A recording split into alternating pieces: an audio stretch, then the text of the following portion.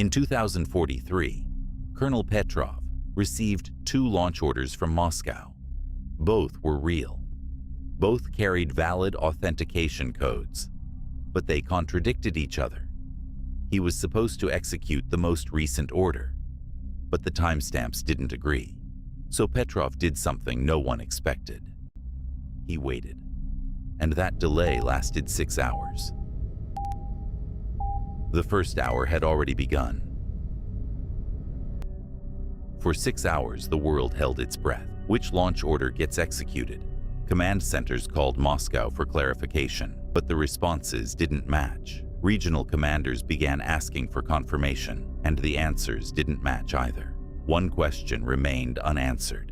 How could a superpower lose track of its own command? What began in that bunker was about to spread through the entire system. Before Petrov's day was over, it had. This timeline was not archived because war broke out. It was archived because a system designed for perfect coordination lost the ability to recover from delay. But the fracture that caused that moment did not begin in 2043. It began decades earlier, and almost no one noticed when it first appeared. To understand how it happened, we have to go back to 1991.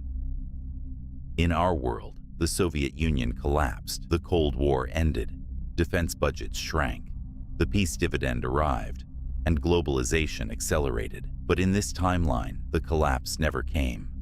A Confederation treaty stabilized the republics. Ukraine remained. The Union endured, not through reform, not through victory, but because no one was willing to let it collapse. Enough power remained to keep the structure standing, and the world adjusted to it.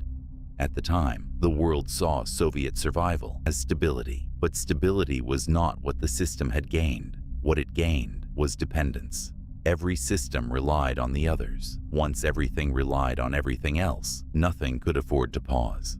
What followed was the price of delay.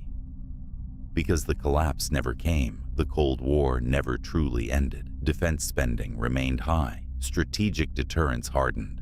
Washington and Moscow remained focused on each other. The rivalry matured. China rose inside that tension and learned to move between them. The century never consolidated under one dominant power. Instead, it balanced uneasily on 3: Washington, Moscow, Beijing.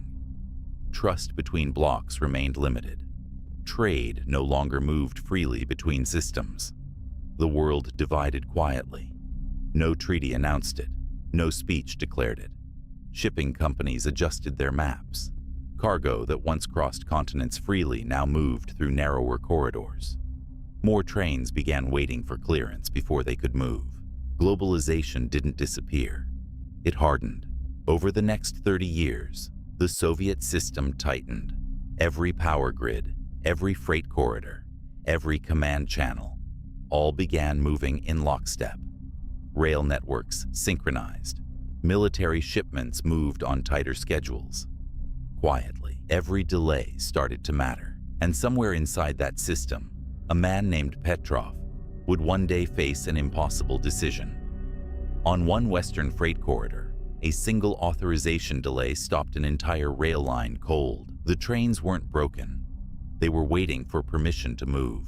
Inside the lead locomotive, the engineer checked the signal again. Still red. 37 freight cars sat motionless behind him. Coal, machinery, food shipments bound for distant cities. Minutes passed. Another train stopped behind the first, then another. Freight began stacking up along the corridor. Dispatch radios crackled. No one could explain the delay. The corridor waited, and the delay didn't stay there. Dispatch centers across 2 republics paused their schedules. They were waiting for the same authorization signal. Pipeline operators hesitated before adjusting pressure because rail schedules depended on them. Air defense networks began verifying launch instructions. They depended on the same authentication channels. Control rooms that never paused fell silent, not because systems failed, because every system was waiting for another system to move. And all of this was unfolding in the first hour of Petrov's delay. Inside the bunker, the room had gone quiet. Petrov was still staring at the same 2 orders. One of them could start a war, and he still could not tell which one was real. The confirmation line stopped responding. Across the command network, conflicting confirmations continued to arrive. By the second hour, monitoring systems outside the Soviet Union noticed irregularities. Satellites flagged unusual command traffic. Energy markets hesitated. Air corridors over Eastern Europe narrowed. By the third hour, foreign intelligence agencies began comparing notes. American monitoring stations detected authentication irregularities. Chinese command networks quietly adjusted alert posture. Insurance exchanges paused coverage on transcontinental routes. No one announced anything publicly, but the hesitation spread. By the fourth hour, clarification requests flooded Moscow. Regional commanders asked for confirmation. Communication lines filled with conflicting signals. The system that normally moved with precision now waited. Inside the bunker, Petrov was still holding both orders, still unsure which order to execute. By the fifth hour, the rest of the world was watching. American Strategic Command quietly raised monitoring levels. Chinese early warning radars swept deeper across Siberian airspace. European crisis lines began exchanging updates. No missiles launched, but everyone prepared for the possibility, and all of it had begun with one man waiting, Colonel Petrov. By the sixth hour, manual reconciliation from Moscow restored unified authorization. Command channels aligned again. Rail networks resumed. Pipelines adjusted pressure. Alert levels lowered and world markets reopened. The Soviet Union still existed, but it no longer functioned as one. Authentication authority remained layered. Regional validation channels persisted. Temporary safeguards became permanent. Strategists called it resilience. But it showed something was wrong with the system. And somewhere in a Soviet bunker, a commander had waited 6 hours to reveal the flaw.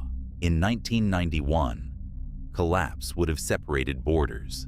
In 2043, collapse would separate systems. And systems like that do not fail cleanly. They strain, they segment, they hesitate.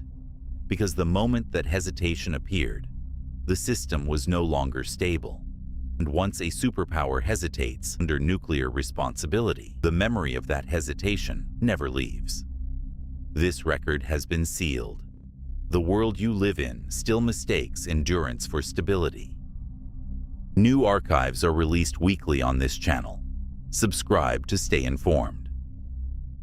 There is another record in this archive, Archive 783A, a world where the Second World War never arrived, where the Holocaust was never forced to stop.